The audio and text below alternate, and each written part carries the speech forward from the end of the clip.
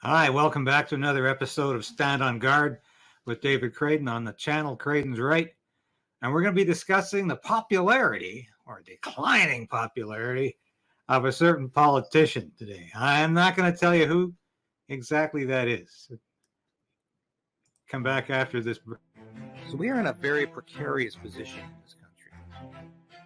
We need political change, but we also need the resolve to resist.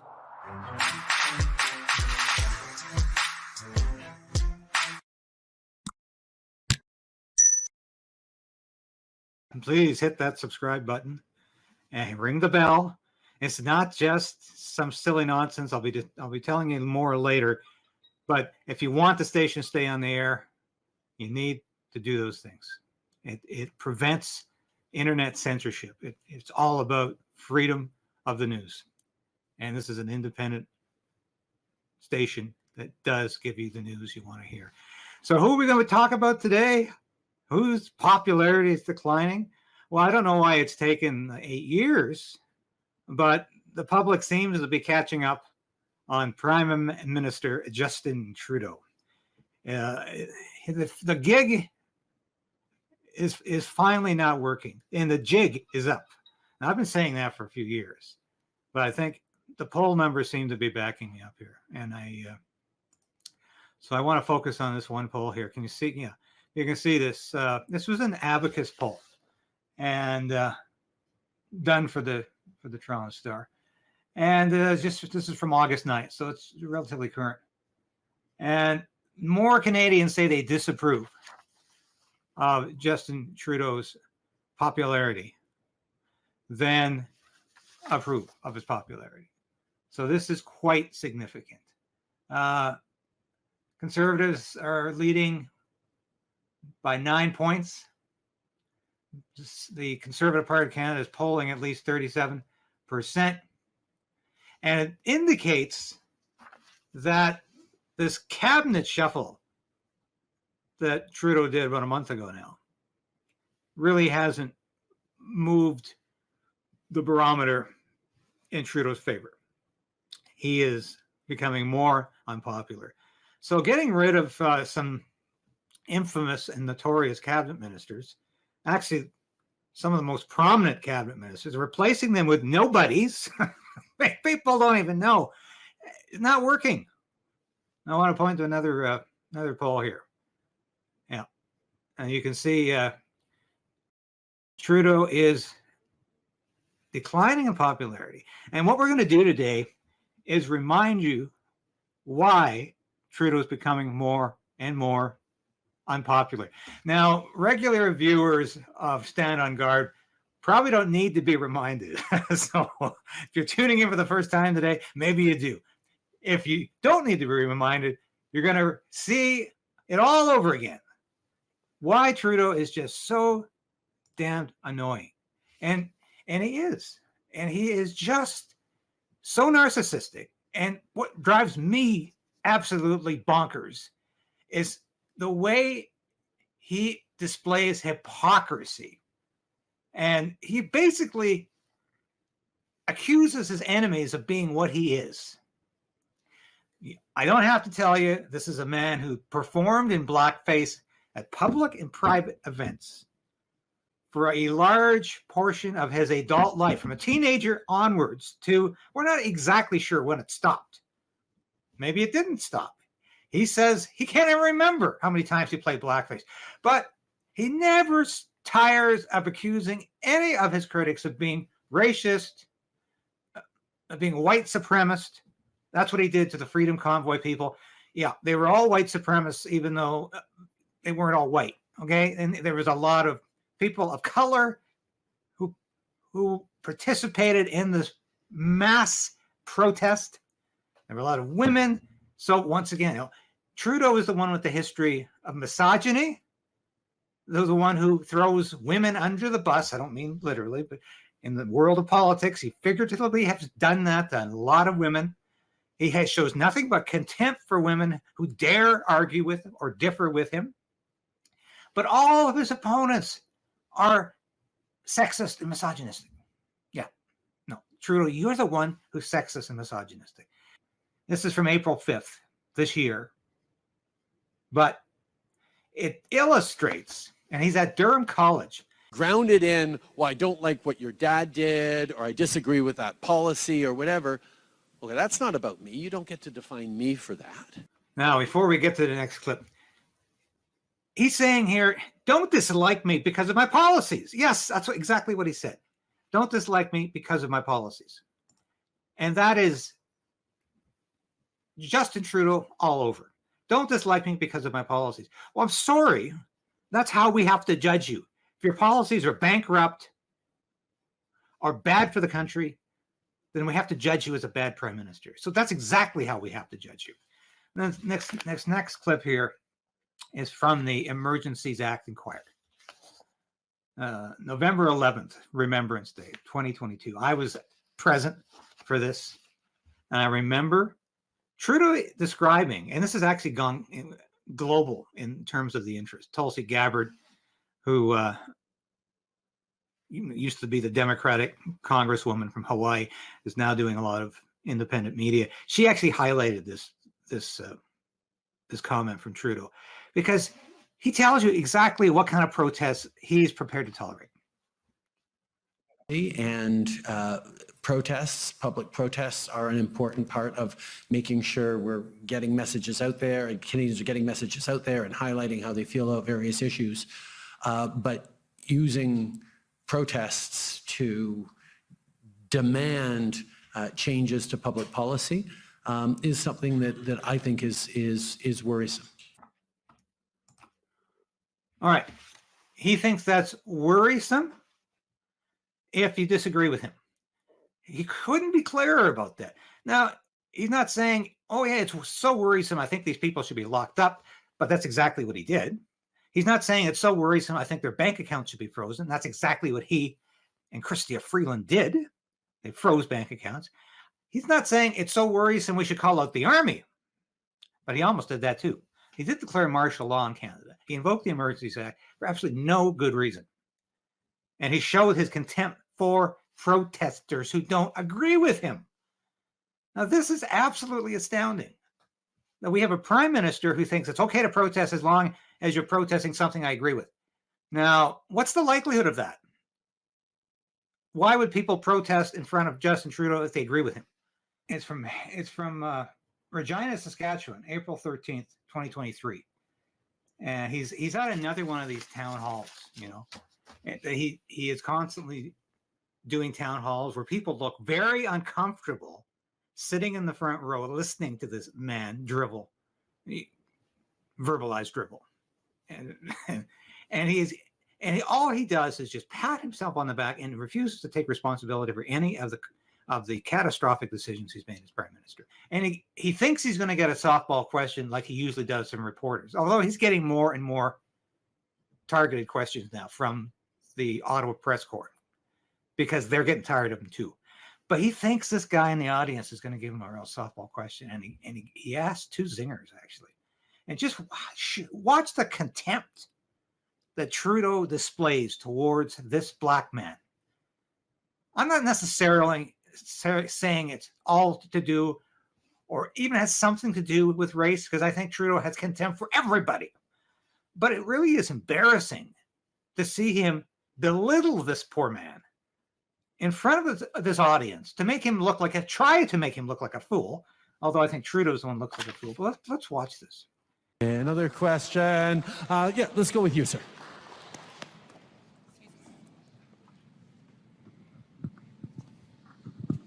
Thank you, Prime Minister. I'm glad you touched two things about Ukraine and Russia. I have two questions to ask. One is about Ukraine and Russia. First of all, what's your name? Sorry. My name is Michael. I'm a student at the University of Regina doing international studies.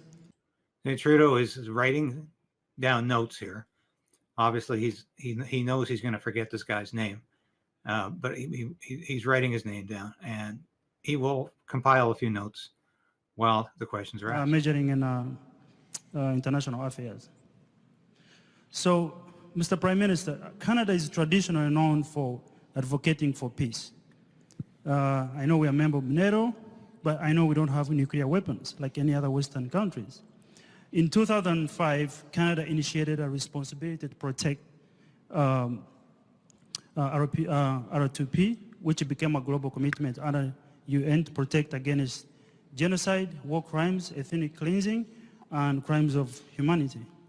Why has your government failed to draft a peace proposal to end this war in Ukraine through diplomatic channels than becoming a part of a Western American hegemony, knowing that this is a proxy war between United States and Russia, which has resulted a lot of people dying? And my second question is about immigration. I know Canada is an open country, brings everybody in here, and I'm speaking from a policing perspective because I'm a member of Regina Police Service, and I know what the first responders are struggling with, most especially immigrants from the global south. So you bring immigrants over here, but there's nothing enough to integrate them within the society. Some of these people come over here with so much mental issues, but we kind of just throw them on the streets, and we don't actually teach them how to, to learn how to, within. See how these people in the front row are fidgeting? Like they really don't want to be there. They're uncomfortable being there. But this is what he always does. He has these captive audiences. So the people have obviously been told, be there or else. And treat this prime minister with the utmost love and respect. To integrate within the society. So some of the problems that I meet on the street is most immigrants that are struggling with mental health that have not been oriented within the society, that are becoming actually a systematic problem for everybody, for the healthy issues, policing, and all that stuff. Some of them are not taught about or educated about the law. They fall in trouble, they catch a criminal record, and they'll never turn out to be anything. So what is your government doing to actually be able to put so much within immigration so that these people can be integrated within the societies? Thank you, Mr. Prime Minister. On your first question, I'm going to have to call you out, Michael. You're completely wrong about the war in Ukraine. It is not a proxy war between the United States and Russia right now. That's Russian propaganda and disinformation. And my job is to call that stuff out. Now, this is just laughable. In the first place, Trudeau is the one dishing out the disinformation. He's the one shutting down Canadian news, independent news. He's the one with a trilogy censorship legislation. It's coming in 3 parts. 2 of them have passed. The 3rd one's coming in the fall. He's the one trying to shut down the internet. He's the one who doesn't think you should even be allowed to hear the news if it's news he disagrees with. And to say that that's his job, he's somehow shutting down Russian disinformation. He's not allowing Canadians to even know what's going on in Ukraine. Trudeau, he makes a number of completely fallacious statements here. Because the war did not begin when Russia invaded Ukraine in 2022. The war has been going on since 2014 because Ukraine has been attacking Russian supporting elements in the Donbass region of Ukraine. So Ukraine was the one going after the Russian majority in these provinces. And Putin went in to assist those people. It's never as simple as NATO likes to make this out to be. And Trudeau hasn't got a clue in his dim-witted head what is going on in Ukraine. Zelensky is no Democrat. He is corrupt, and he's a dictator.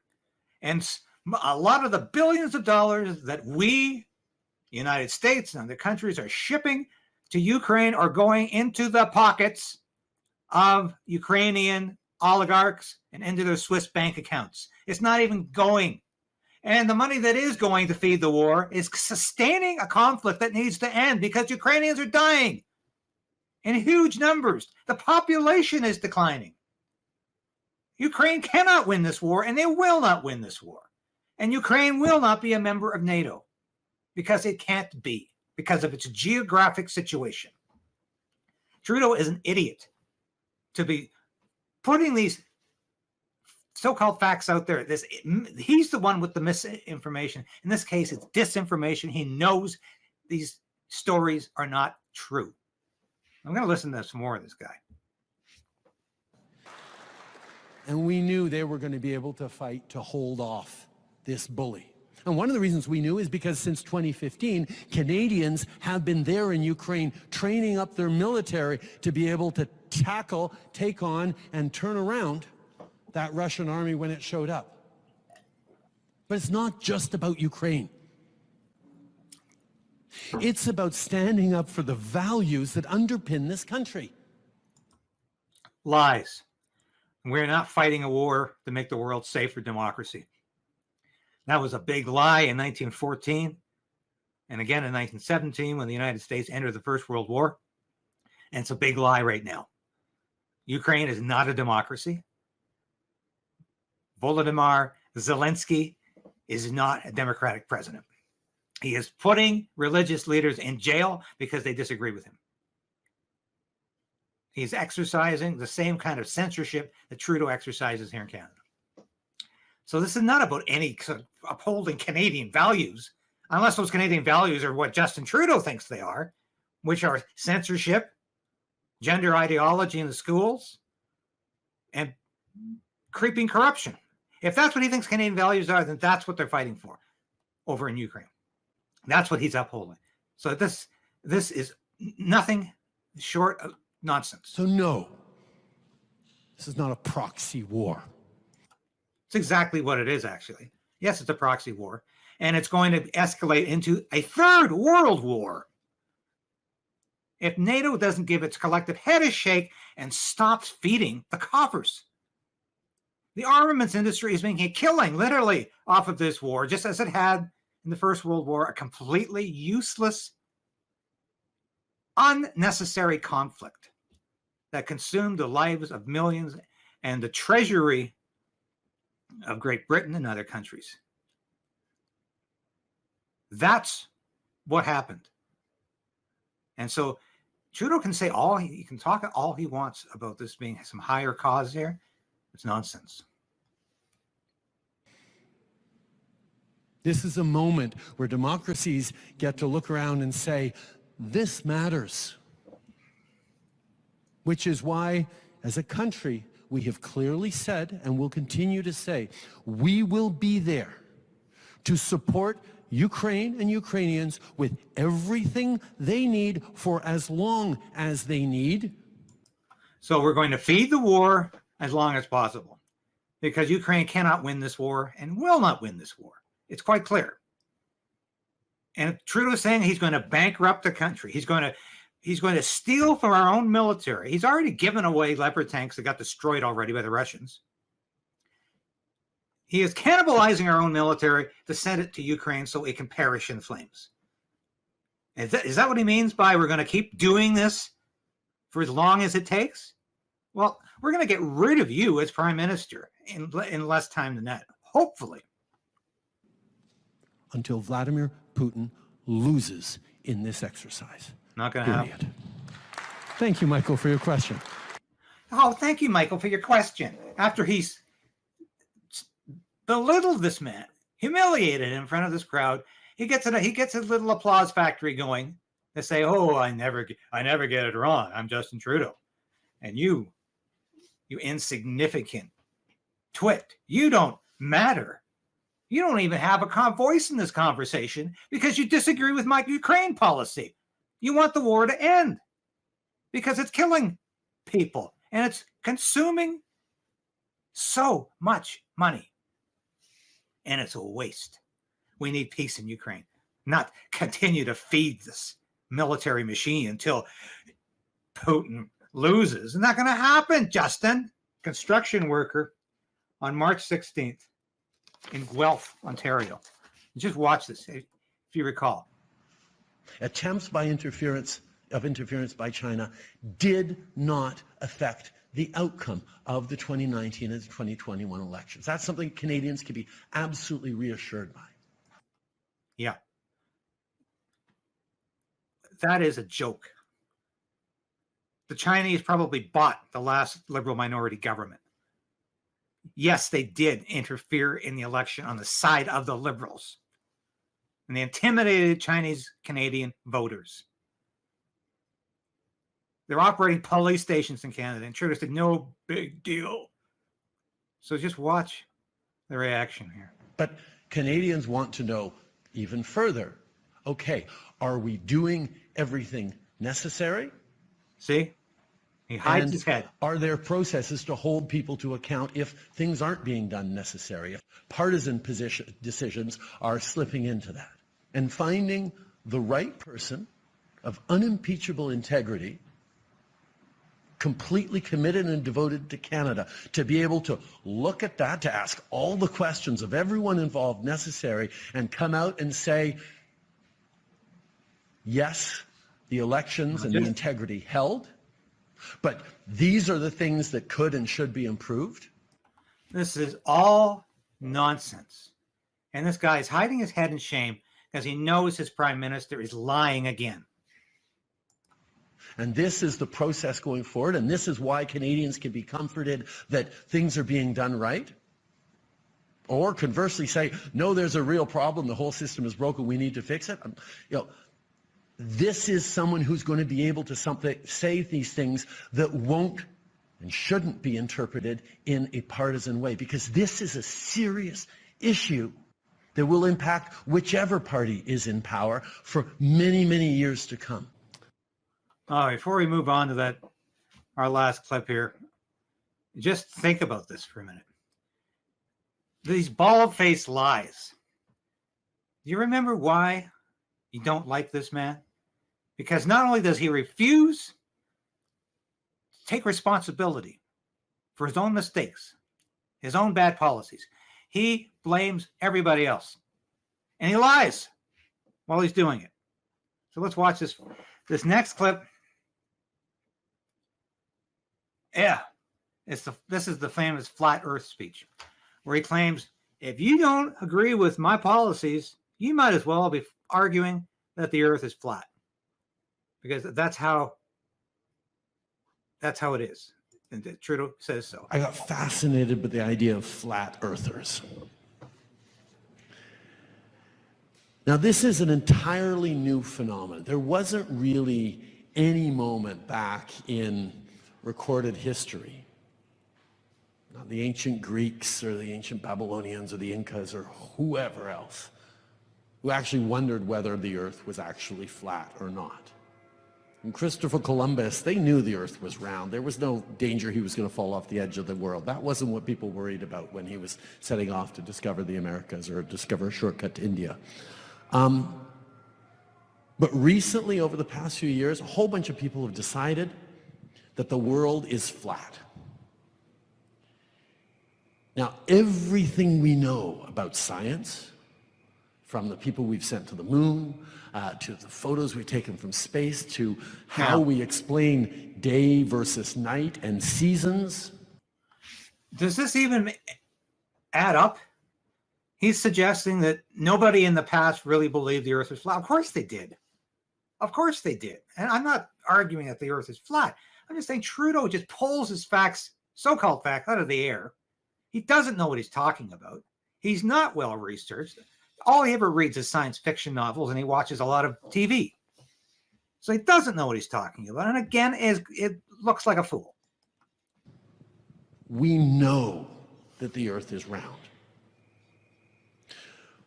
But there are a whole bunch of people out there who have decided that the earth is flat. And they hang out with each other, and they find different ways of proving to themselves that the earth is flat. Now, that may not seem like a very serious thing, because someone who believes the earth is flat is not going to necessarily cause tremendous harm to everyone else. But the ability to start to believe something that simply isn't true, because enough people are telling you and reinforcing that around you, actually starts creating real problems and can bring us as a society to very scary places. And that's why we're still very much trying to figure it out. How to make sure we're protecting people's freedom of speech and freedom of expression. And we're making sure that marginalized communities and people who are traditionally No, he's not doing anything to protect your freedom of speech. He's doing the exact opposite. As usual, when Trudeau tells you he's doing this thing, he's actually doing that. When he tells you he's protecting your freedom of speech, he's actually undermining it. And that's what he's been doing with his censorship bills. And there's more coming in the fall. The Online Safety Act. Sounds innocuous, doesn't it? But it's going to basically outlaw disinformation on the internet, which will mean whatever his government wants it to mean. Believe me, if this bill passes, it's got to be repealed. It's got to be repealed by the next government because it is caustic. It is corrosive. It is catastrophic. It is destructive of all free speech traditions in Canada. Do you want this joker deciding whether the news you read is disinformation or true when he can't even tell the truth? Do you want this joker making those decisions? No. And he's got a lot of gall, nerve, to even suggest that he's protecting any of your freedoms. Oppressed by majorities continue to be protected in all the ways they need to be in societies, because there are lots of tools for majorities to oppress minorities everywhere in the world. But our capacity to make sure we're keeping people safe and not having people actually believe that vaccines include a microchip that's going to track you or poison you when it's actually about saving your life. Once again, this is disinformation. I don't know if the vaccine has saved any lives. It certainly has apparently killed a lot of people. And the people who got 2 or 3 vaccines were still getting COVID. So how is it saving your life? I got the vaccine twice. I got COVID after getting the vaccine. And that's it. And Trudeau himself had COVID at least 3 times, maybe more. His health minister had it at least 3 times, maybe more. So he just spins tales that are absolute rubbish. These are things we have to figure out together.